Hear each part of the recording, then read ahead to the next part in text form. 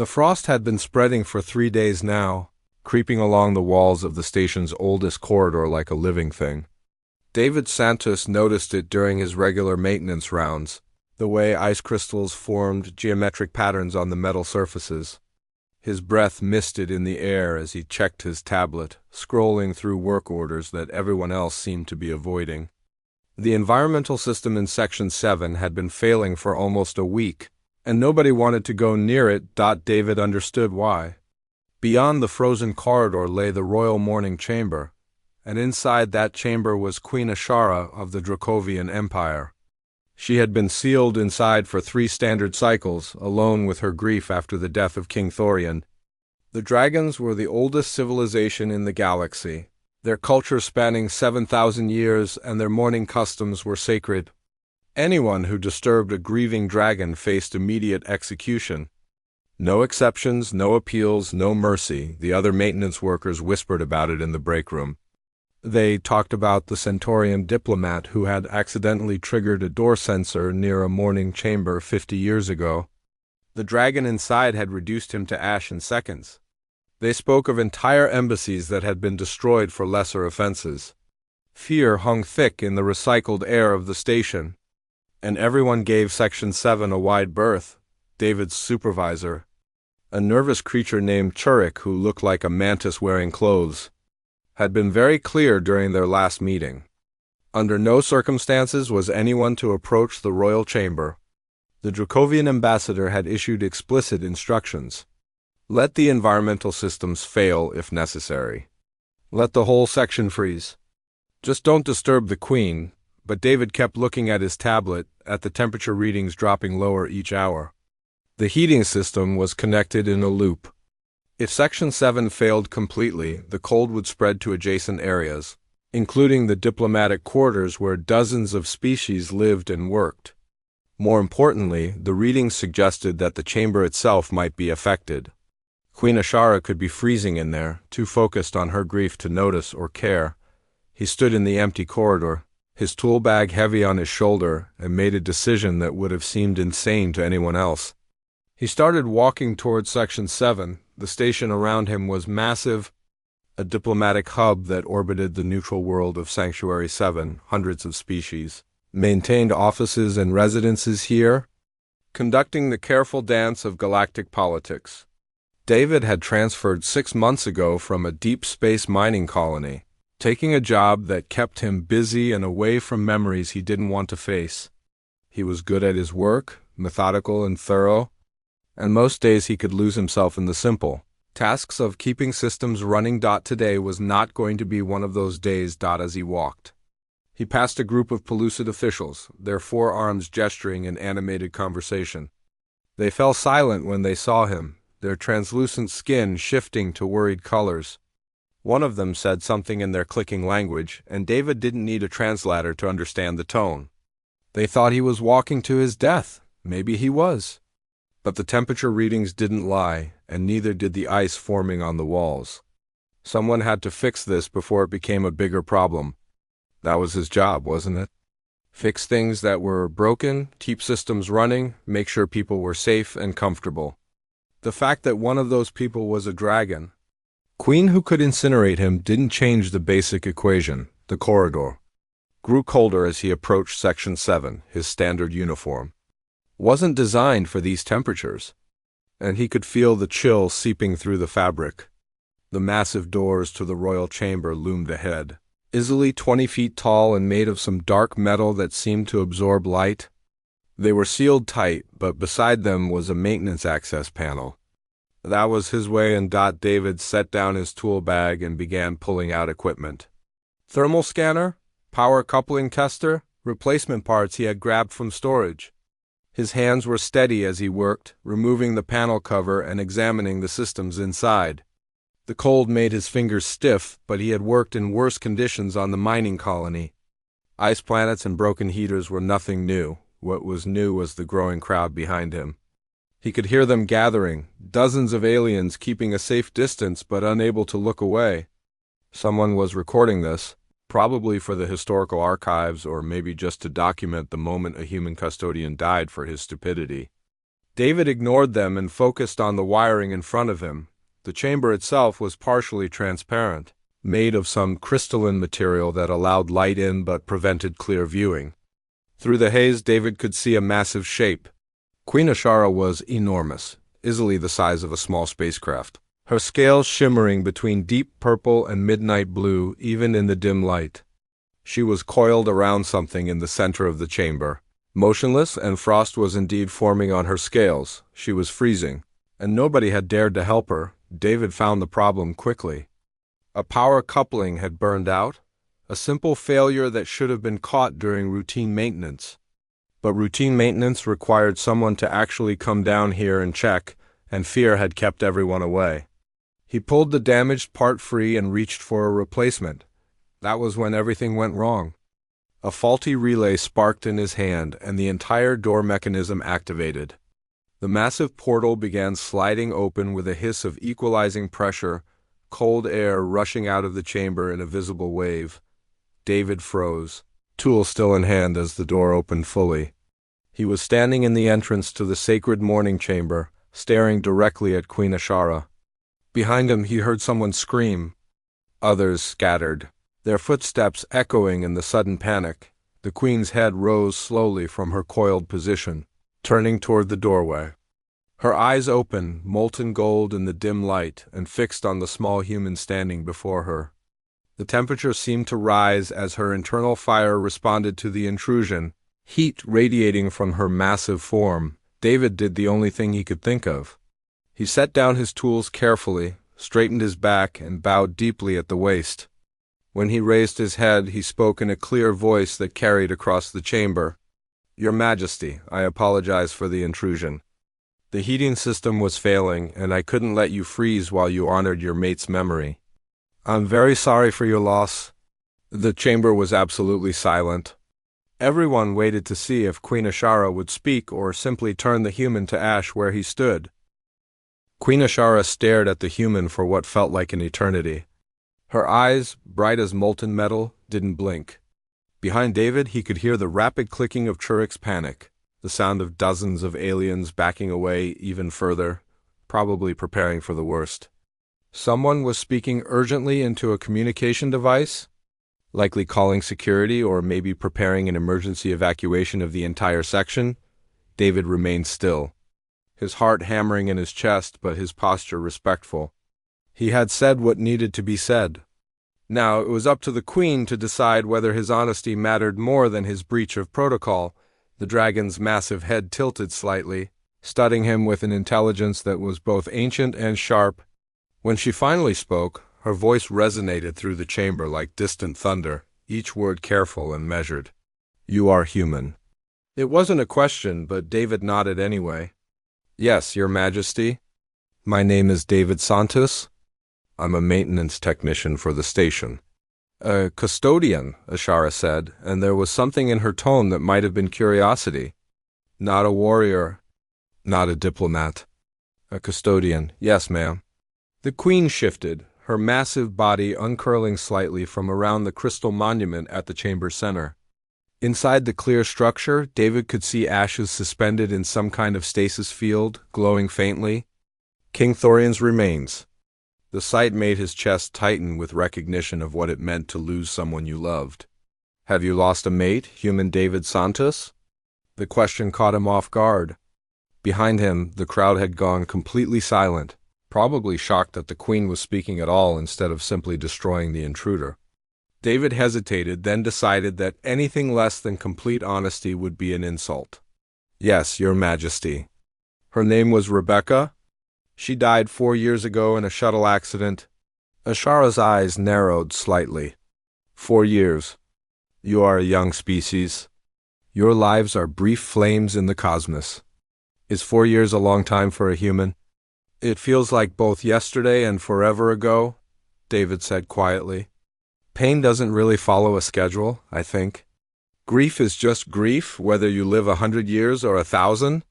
The Queen made a sound deep in her throat, something between a hum and a growl. "In 3,000 years of life I have heard many speeches about grief. Philosophers have lectured me on the nature of loss. Priests have offered rituals and prayers. Warriors have spoken of honor and strength. She leaned forward, bringing her enormous head closer to David, close enough that he could feel the heat radiating from her scales.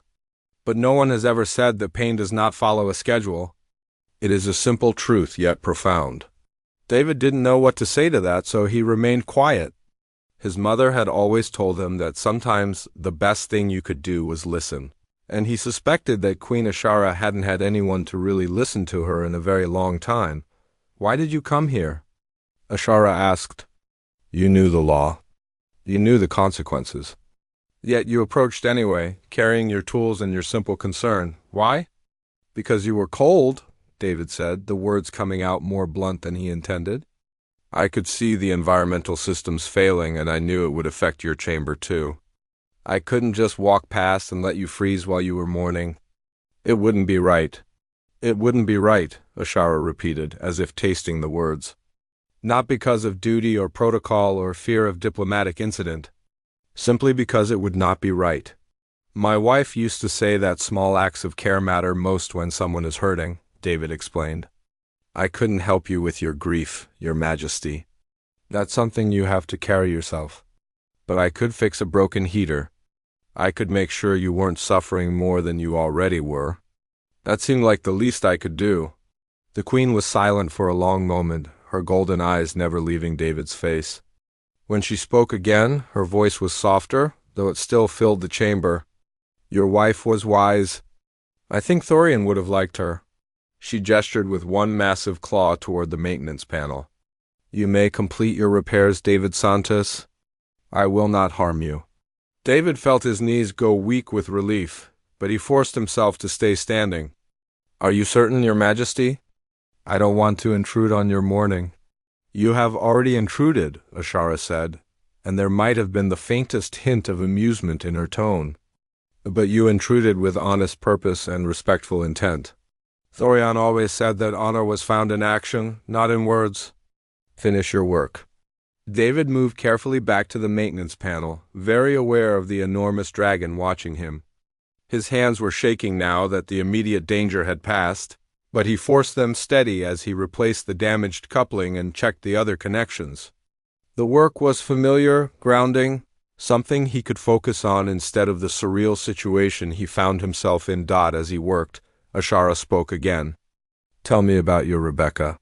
It wasn't a command, but it wasn't quite a request either. David glanced back at the Queen, saw genuine curiosity in those ancient eyes, and found himself talking. He told her about how Rebecca couldn't cook to save her life, but made perfect coffee every morning. How she laughed at terrible jokes.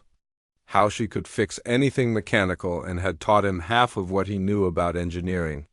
Small stories, ordinary moments, the kind of memories that made up a life. Ashara listened without interrupting, and when David paused to connect a new power line, she shared a memory of her own.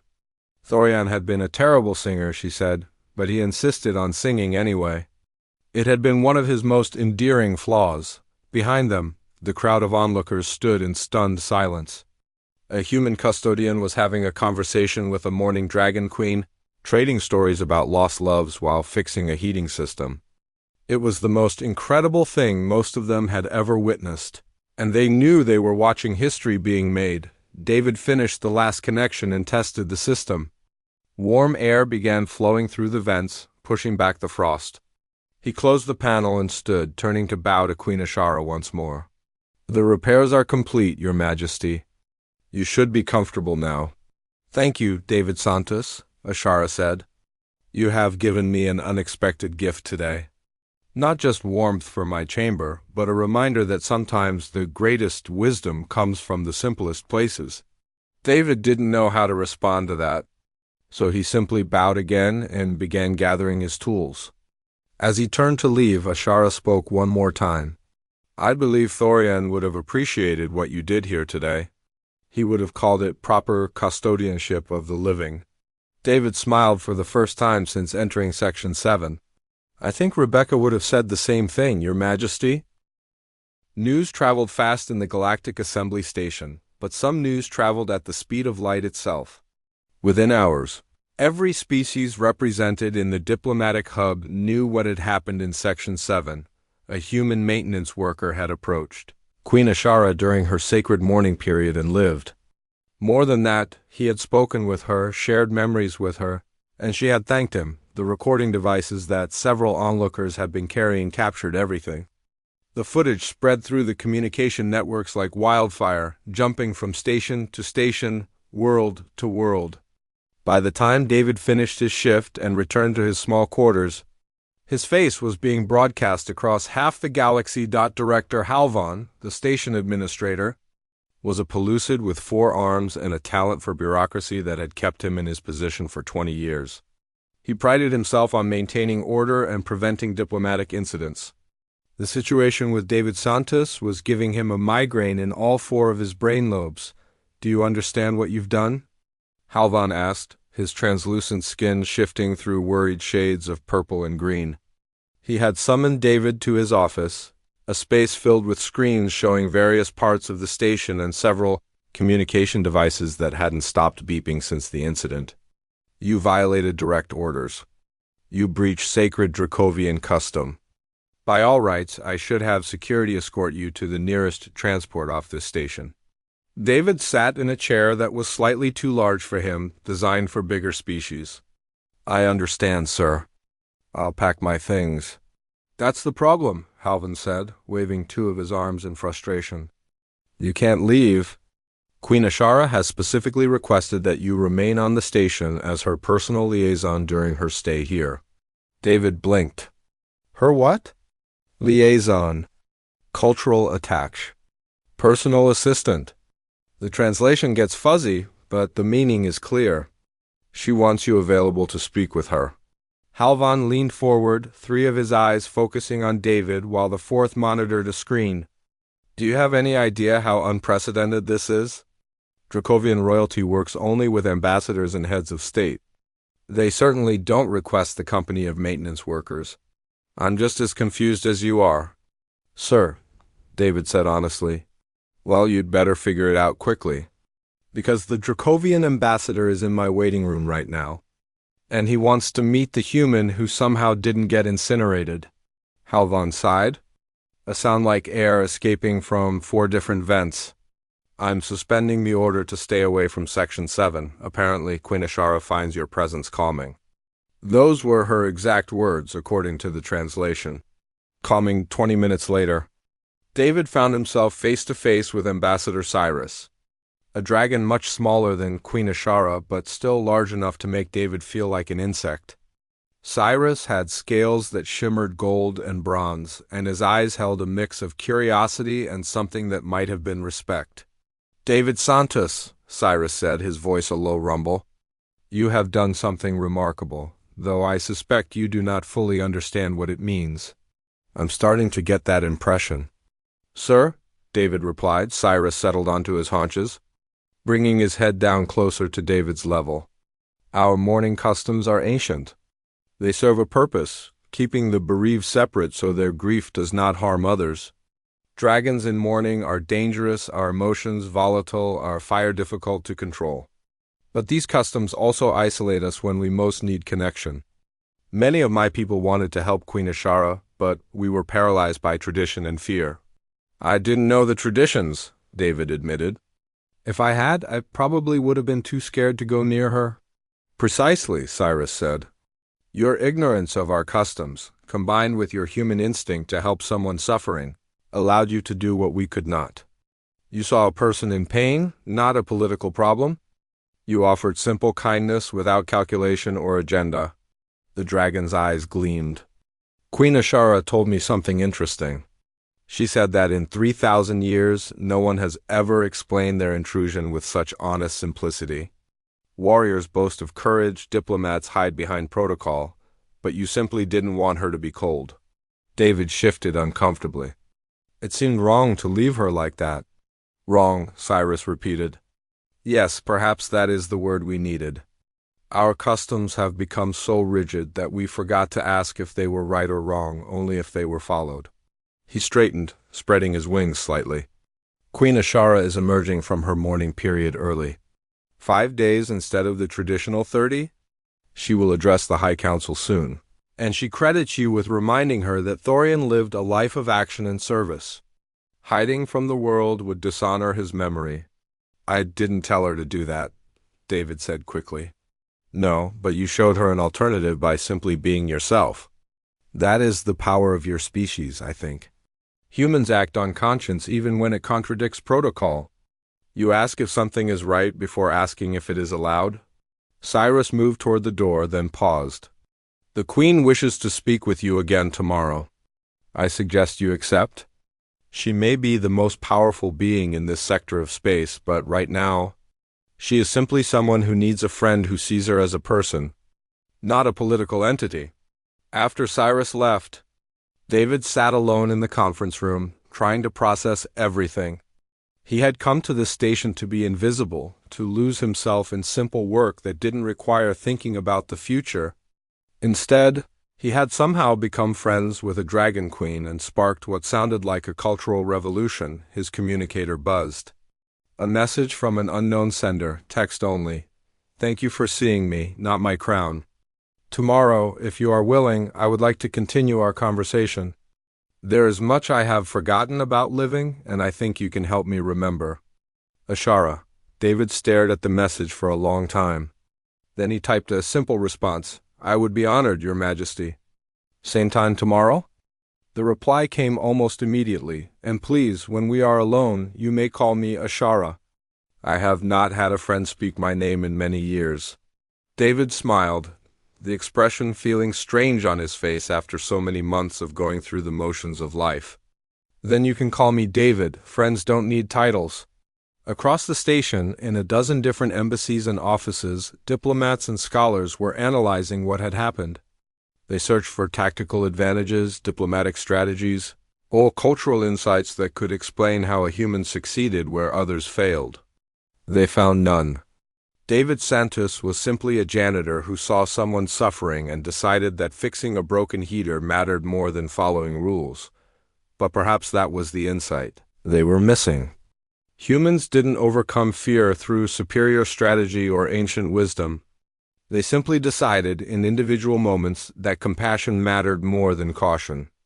They chose right over safe kindness over protocol, and they did it without expecting reward or recognition. In the royal chamber, Queen Ashara looked at the crystal monument containing her mate's ashes.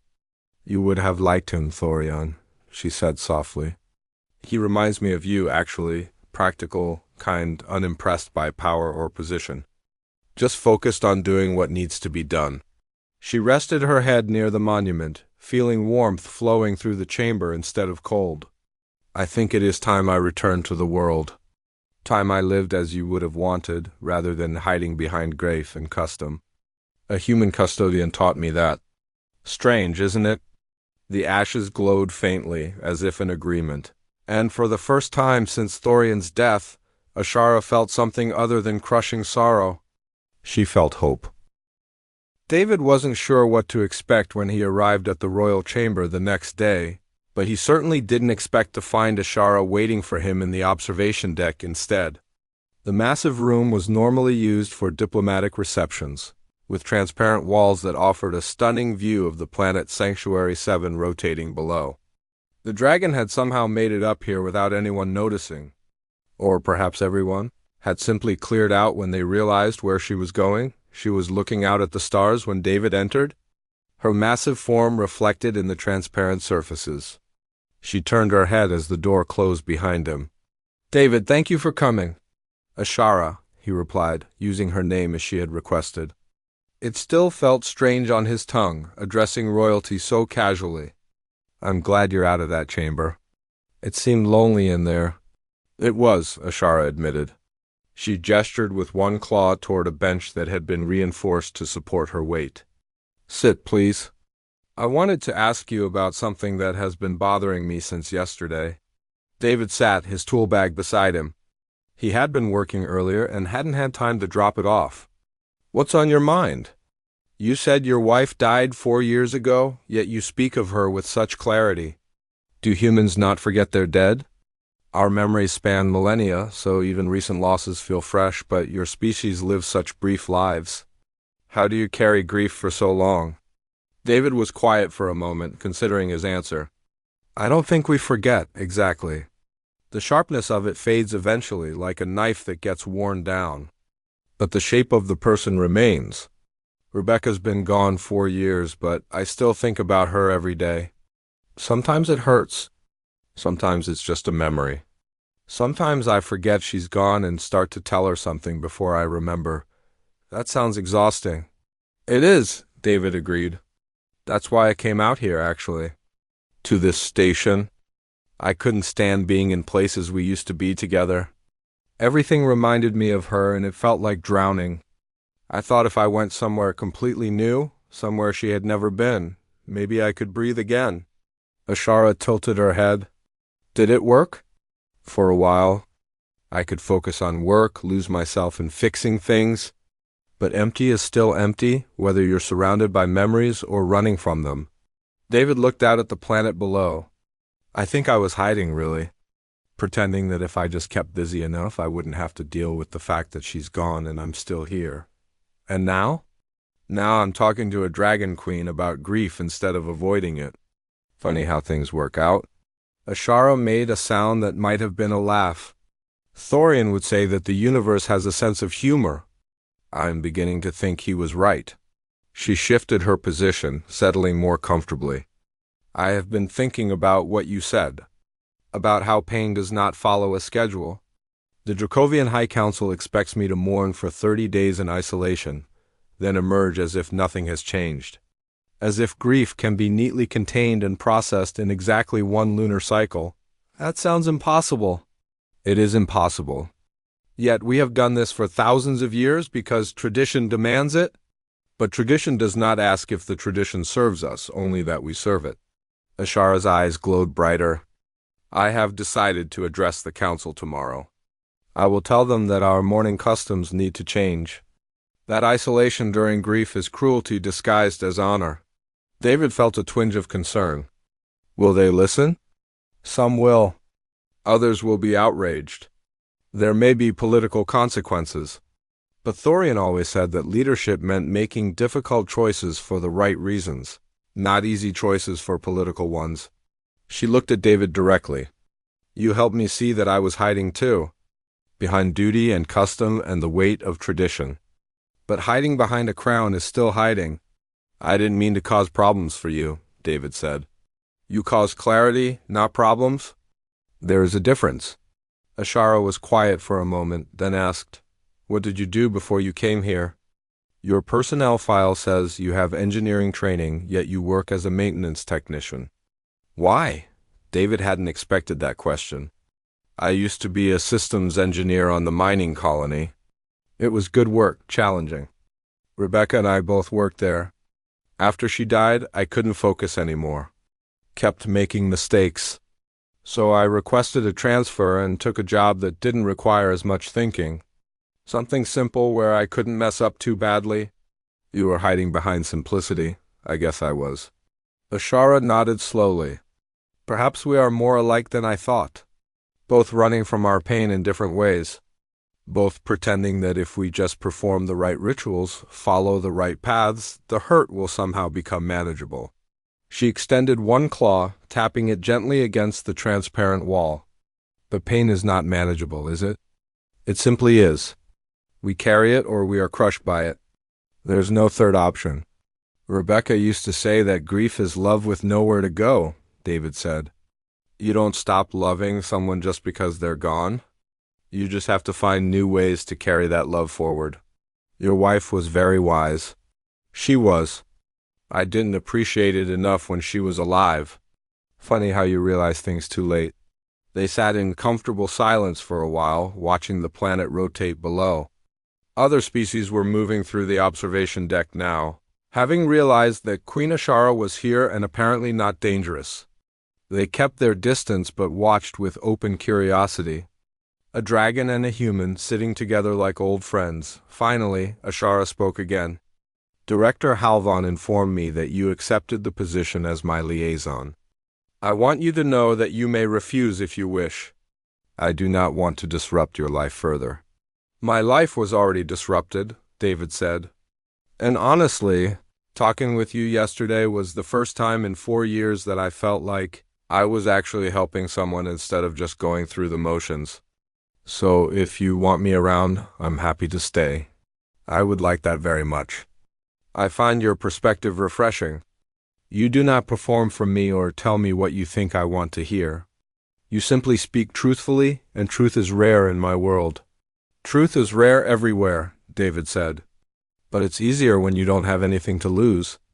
I'm a janitor talking to a queen. The worst thing that can happen is you change your mind and incinerate me. Ashara laughed, a deep rumbling sound that made the transparent walls vibrate. I promise not to incinerate you, David Santos.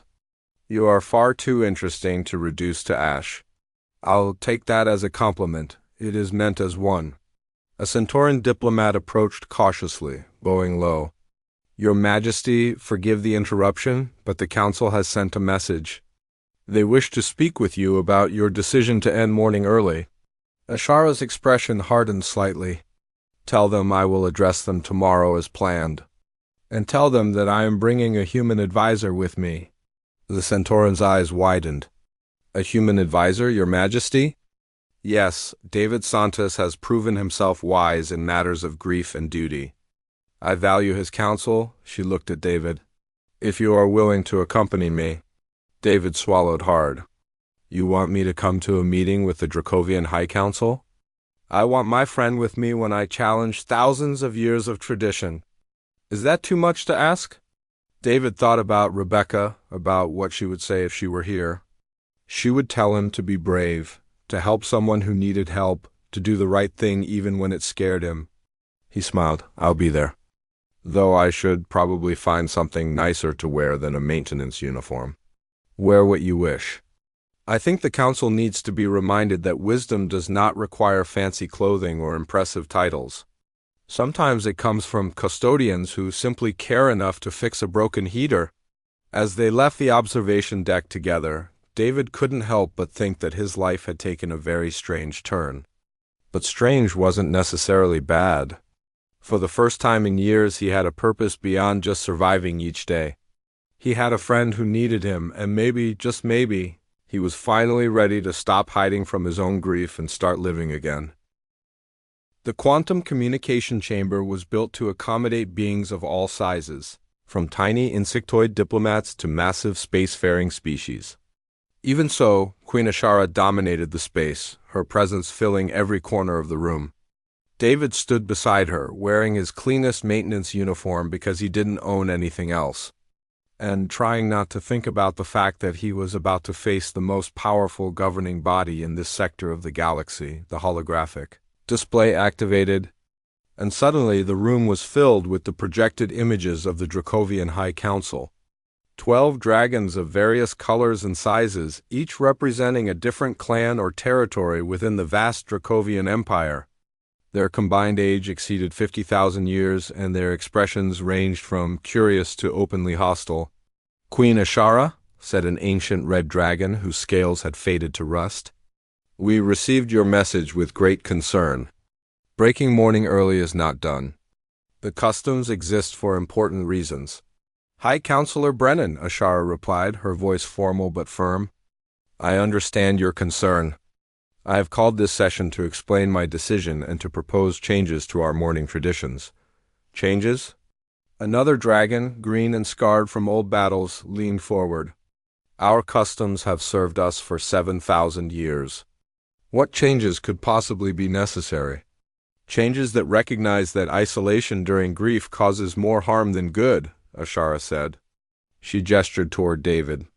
This is David Santos, a human who serves on the Galactic Assembly Station. 3 days ago, he approached my mourning chamber to repair a failing environmental system.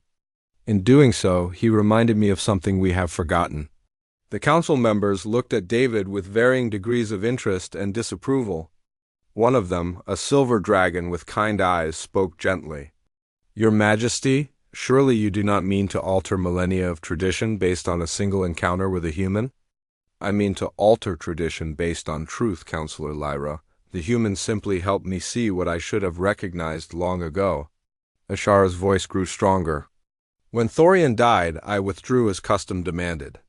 30 days of isolation to process my grief without endangering others with my volatile emotions. But isolation did not help me process anything. It only made me colder, emptier, more lost in my pain. That is the point of mourning, Brennan said. To experience the grief fully, without distraction. No, Ashara said firmly. The point of mourning should be to honor the dead by continuing to live as they would have wished. Thorian spent his life in service to our people. He believed in action, connection, and duty. By locking myself away, I was not honoring him. I was hiding from the world he loved. David stood quietly, letting Ashara speak. She had asked him to be present for support, not to participate, and he was content to fulfill that role. But then the green dragon turned his attention directly to him. Human, you are the one who dared enter a mourning chamber. Were you not afraid? David cleared his throat. I was terrified, sir. But someone needed help, and I had the skills to provide it. Fear doesn't change what needs to be done. A simple answer, the dragon mused. Perhaps too simple. What do you know of our customs? Of the sacred nature of mourning? Nothing, sir. I only knew that the environmental systems were failing and that Queen Ashara might be suffering because of it. I couldn't walk away from that. You could have, Brennan said sharply. Many others did. They understood the law and respected it. You were either ignorant or arrogant? Maybe both, David admitted. But I was also right. The chamber was freezing. Her Majesty was in pain. And nobody was helping her because everyone was too afraid to break tradition. Sometimes traditions need to be questioned.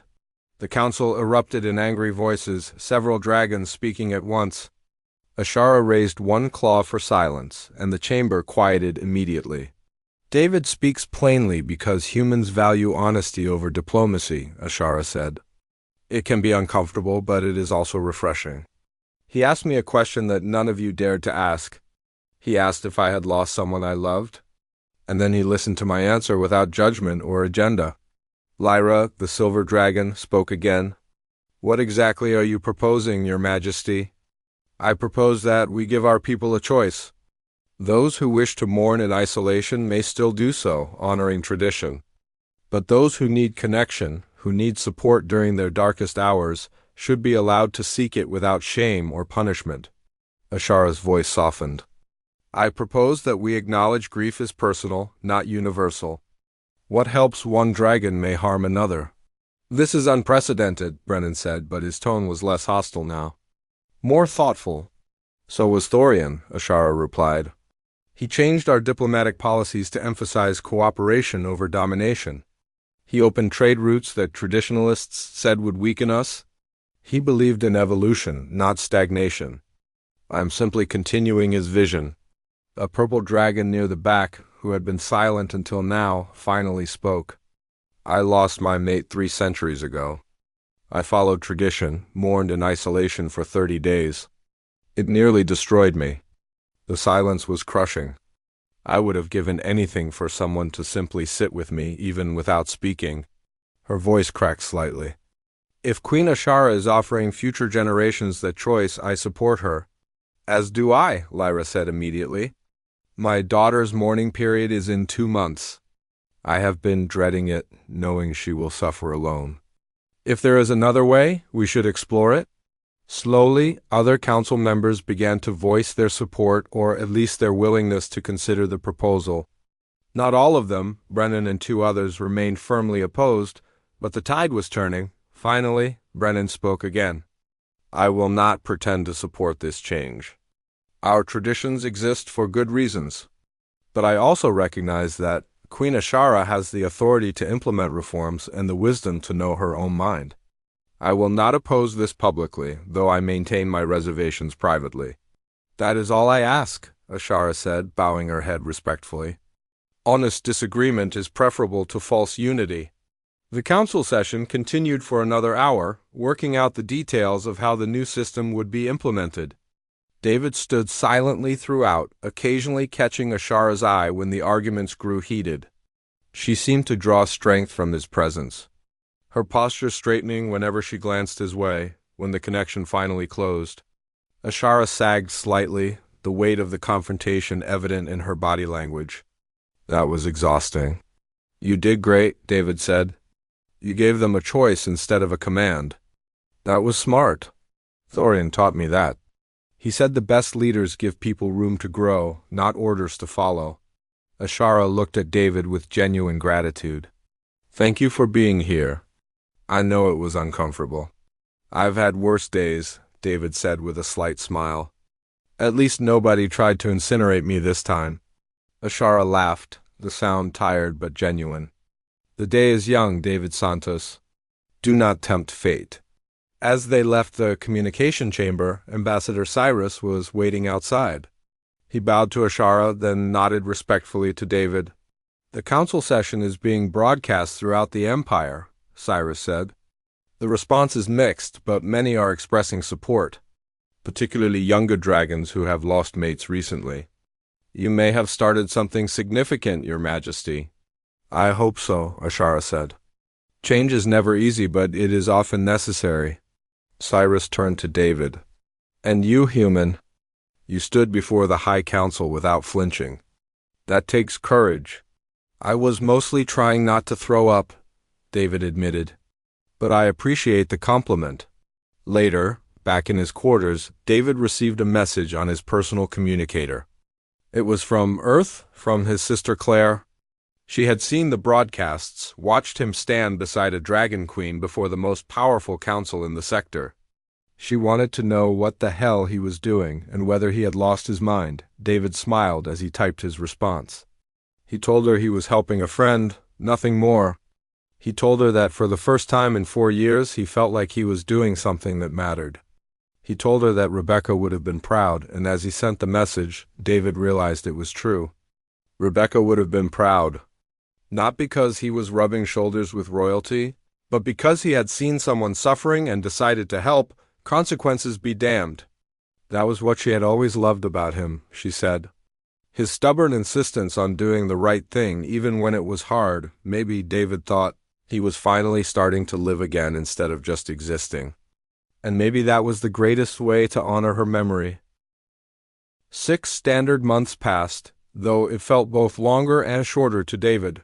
The Galactic Assembly Station had returned to its normal rhythms, though nothing felt quite the same as before. Queen Ashara had departed 3 months ago, returning to the Dracovian homeworld to oversee the implementation of the new Mourning protocols. But before she left, she had made one final declaration that changed David's life completely. She granted him the title of friend to the Dracovian crown, an honor so rare that only 2 others had received it in 7,000 years of recorded history. It came with no lands, no wealth, but it carried the protection and respect of the entire Dracovian Empire. More importantly to David, it came with Ashara's genuine friendship, maintained through regular communication even across the vast distance between them. David no longer worked as a maintenance technician. Director Halvan had offered him a position as senior environmental engineer, overseeing the systems for the entire station. David accepted, not because of the title or the pay increase, but because it felt right to use his skills again. Rebecca would have wanted him to stop hiding behind simple work and actually live. He was reviewing system reports in his new office when his communicator chimed. A message from Ashara, which always made him smile. She sent updates about the reforms, about how the response from younger dragons had been overwhelmingly positive. Older generations remained skeptical, but change was happening. This message was different, though. David, I need to tell you something important. My daughter, Valora, lost her mate in battle 2 weeks ago. She has chosen the new path, community mourning instead of isolation. But she is struggling, and I think she could benefit from speaking with you. Would you be willing to visit the homeworld? I would not ask if it were not important. David stared at the message for a long time. Visit the Dracovian homeworld? That was something few non-dragons ever did. Their world was sacred, private, and heavily protected. But Ashara was asking, and after everything they had been through together, he couldn't refuse. He typed his response. I'll make arrangements. When do you need me? 3 weeks later, David found himself on a diplomatic transport approaching the Dracovian homeworld. The planet was beautiful, covered in crystalline mountains and vast forests, with cities that looked more like works of art than functional settlements. The other passengers, all diplomats or high-ranking officials, kept glancing at him nervously. They knew who he was, the human who had befriended Queen Ashara, and none of them quite knew how to treat him. Ambassador Cyrus met him at the landing platform, greeting him warmly. "David, it is good to see you again. Queen Ashara is eager for your arrival, and Princess Valora has agreed to meet with you, though she is hesitant about speaking with a stranger." "I don't blame her," David said. "Grief makes everything harder, including talking to people you don't know." They traveled to the royal palace, a massive structure built into a mountain, with open spaces large enough to accommodate dozens of dragons. Ashara was waiting in a garden courtyard, and David felt a wave of relief at seeing his friend again. She looked healthier than when he had last seen her, the weight of crushing grief replaced by something calmer, if still sad. "David," she said warmly, lowering her head so they could speak more easily. "Thank you for coming. I know this is a long journey." "It's good to see you, Ashara. How are you holding up?" "Better. Some days are harder than others, but I am living again instead of merely existing. Your influence, I think." She gestured toward another section of the garden. "Valora is there. She knows you are coming, but she is nervous. Be patient with her." David walked through the garden until he found Princess Valora. She was smaller than her mother, her scales a deep blue-green that reminded him of Earth's oceans. She was curled around a memorial stone, her posture radiating pain and exhaustion. "Princess Valora," David said quietly. "My name is David Santos. Your mother thought I might be able to help." Valora raised her head, her eyes red from crying. "You are the human. The one who approached my mother during her mourning. Yes, I'm sorry for your loss." "Everyone is sorry," Valora said bitterly. "Sorry does not bring him back. Sorry does not make the pain stop. Sorry is just a word people say when they do not know what else to offer."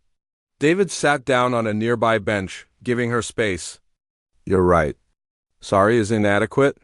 It doesn't fix anything or make anything better. But it's what we have, so we say it anyway, hoping that at least you'll know you're not alone in your pain." Valora was quiet for a moment. "Mother says you lost your mate, that you understand what this feels like." "I lost my wife 4 years ago. And yes, I understand some of what you're feeling. Though grief is personal. Mine probably looks different from yours." "How did you survive it?"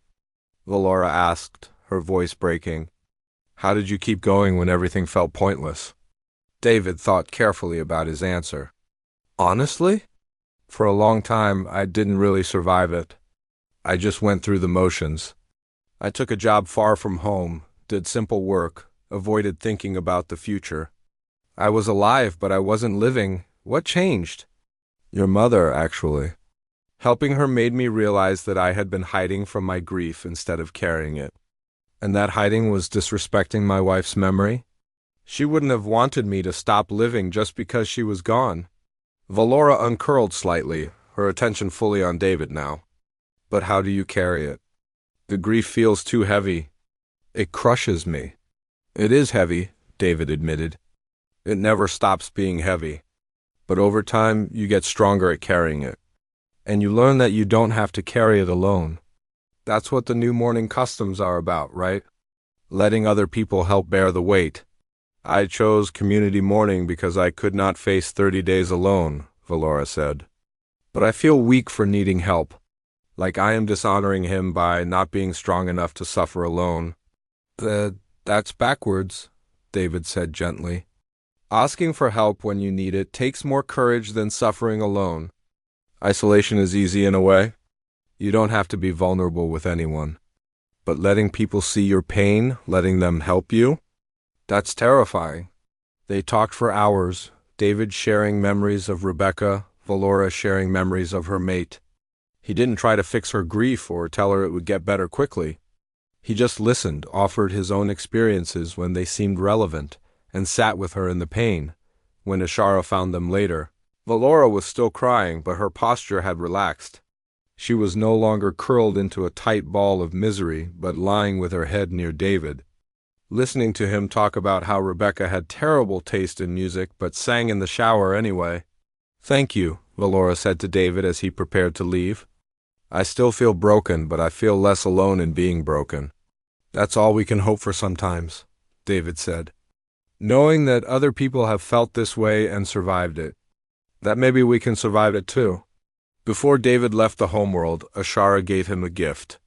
A small crystal pendant containing a fragment of light from the memorial to Thorian. "Carry this as a reminder," she said.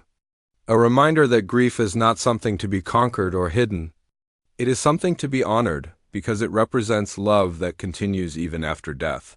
David accepted the gift with tears in his eyes. "Thank you for everything. For trusting me, for teaching me that it's okay to keep living." "You taught me first," Ashara replied. "When you walked into my chamber with your tools and your simple honesty, you reminded me that sometimes the bravest thing we can do is just show up for someone who is hurting."